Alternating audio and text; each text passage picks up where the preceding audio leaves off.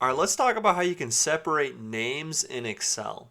So here we have the full name, and we want to separate these names into first and last, all right, in different cells. So the best and easiest way to do that is to just select the names that you're trying to separate, go to Data, and then Text to Columns. When you select text to columns, there's kind of 3 steps that this pop-up menu is going to bring you. You kind of need to choose the file type that describes your data, which is going to help you determine how to separate it. In this case, we're going to select delimited because you'll see on the next page that we can then separate those by spaces, commas, semicolon, tabs, right?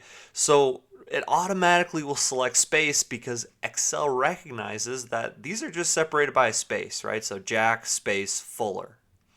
And so then it will give you kind of a preview of how it will separate those. Go ahead and then hit next. This last part, you get to decide how you want the data to be formatted, and you want to select the destination of where the Excel will start to put the data. So we're just going to keep this as general in terms of formatting. And now the destination, it is automatically Excel is going to set the destination to be the first cell where the data is. So if we select that, it's going to put Jack space Fuller here, and it will delete all of this. So we don't want that. In this case, we want to select the C4 cell. So it'll then put Jack Fuller here in the first and last name column, and it will keep the full name there. So we'll go ahead and do that, and then all you have to do is hit finish, and then there's already data there. Do you want to replace it? Just hit OK, and boom, you have your names separated.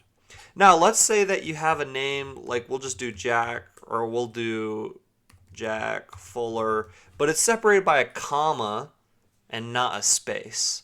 So what we'll do is the same thing, data, text to columns, and we can select delimited.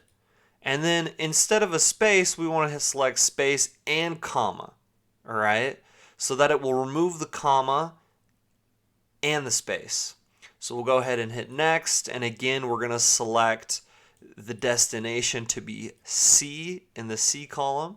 Go ahead and hit finish, and there it will separate those regardless. So no matter how your names are combined or concatenated, you can separate those with the text to columns feature in Excel.